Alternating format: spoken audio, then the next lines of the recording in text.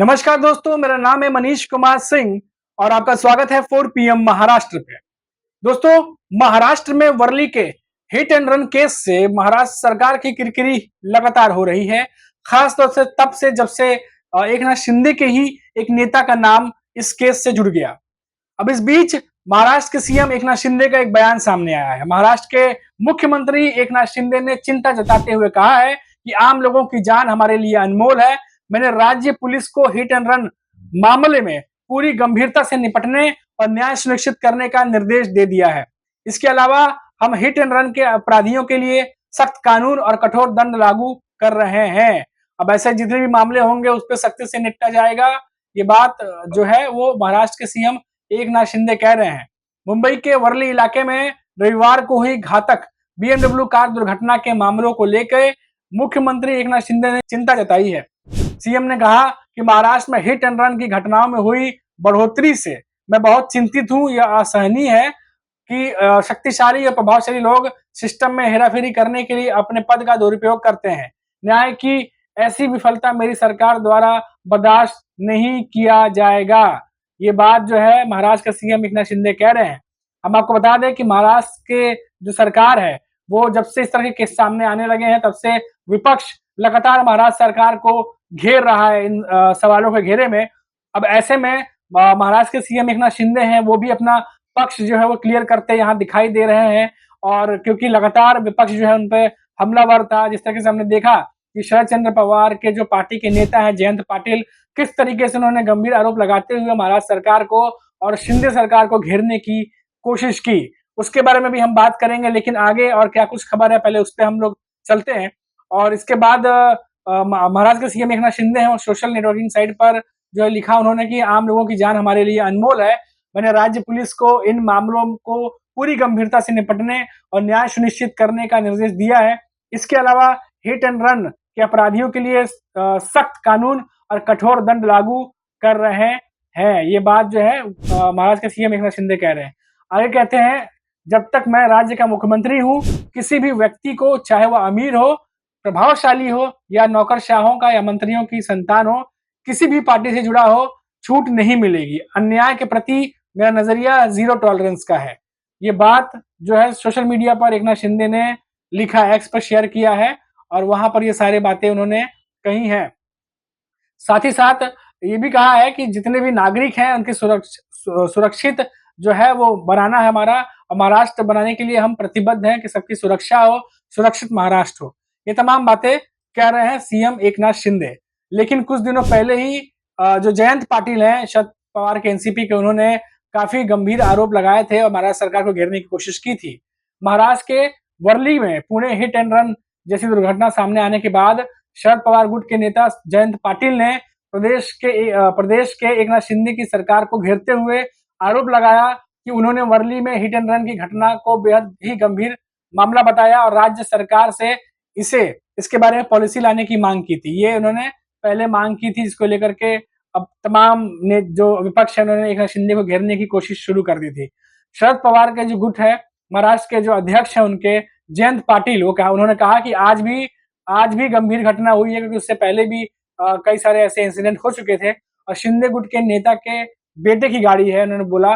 और hit and run case के खिलाफ सरकार को पॉलिसी लाने की आवश्यकता है जो वो नहीं ला रही। उधर महाराष्ट्र के मुख्यमंत्री फिर एकनाथ शिंदे ने जो है वो जवाब देते नजर आए। उन्होंने भी एक बयान दिया था कि कानून सभी के लिए बराबर है।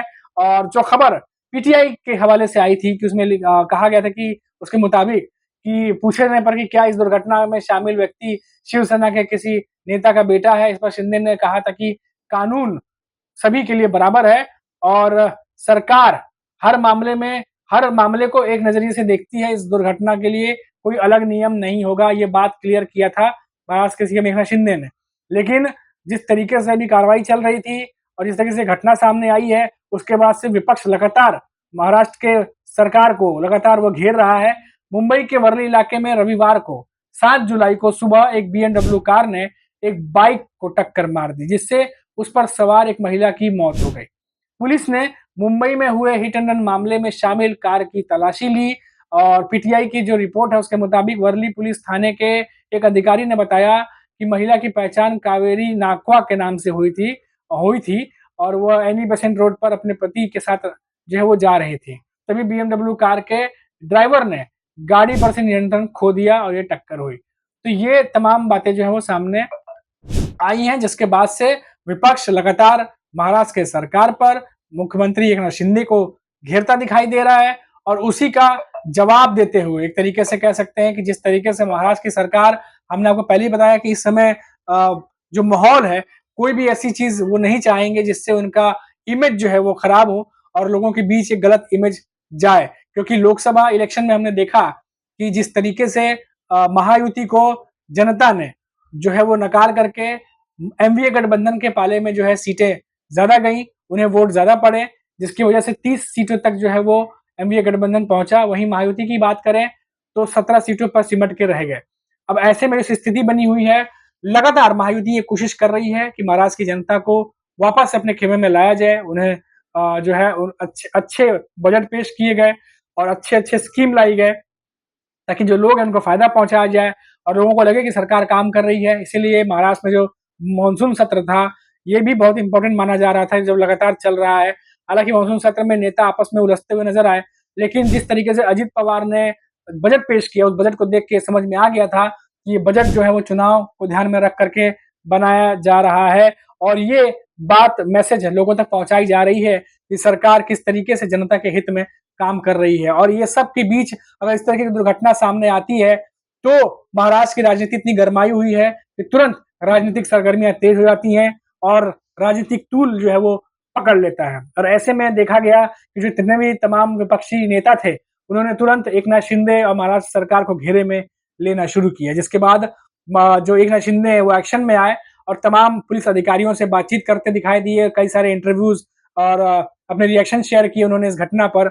और जो एक रिएक्शन अहम जो अभी लेटेस्ट निकल के सामने आया है, जो उन्होंने सोशल मीडिया पे शेयर किए, जिसके बारे में हमने आपको बताया कि कोई भी कैसा भी हो, कानून सबके लिए एक जैसा है और हिट एंड रन केस को लेकर के वो नए जो है नियम भी लाने जा रहे हैं। सख्ती से निपटने की बात कर रहे हैं एकनाथ शिंदे, लेकिन कितनी सख्ती से निपटा जाएगा, कितना कारगर होगा ये उपाय जो वो कह रहे हैं, ये तो आने वाला वक्त ही बताएगा। क्योंकि पिछले कुछ महीनों से हमने देखा है कि किस तरीके से कार से ज्यादा दुर्घटनाएं हो रही हैं। हिट एंड रन केसेस हमने देखा, पुणे का केस देखा, मुंबई में भी लगातार पिछले दो महीनों से लगातार खबरें आ रही हैं कहीं ना कहीं एक्सीडेंट की, हिट एंड रन की। तो इन सब से कैसे निपटा जाएगा, क्या इन सब मामलों में कमी आएगी, क्योंकि ये बहुत गंभीर मामले हैं। अब महाराष्ट्र सरकार इससे निपटने में लगी हुई है। अगर वो नहीं निपट पाती है तो जाहिर सी बात है विपक्ष इसका मुद्दा बनाएगा और सरकार को घेरेगा, जो कि जनता की नजर में एक अच्छी इमेज फिर सरकार की नहीं बनेगी।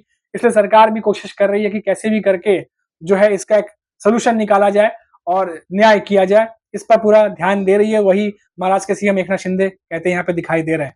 फिलहाल अभी के लिए इतना ही और फिर लौटेंगे तो बात करेंगे महाराष्ट्र के किसी बड़ी खबर पर। तब तक के लिए आप 4 PM महाराष्ट्र देखते रहिए और मुझे इजाजत दीजिए। नमस्कार।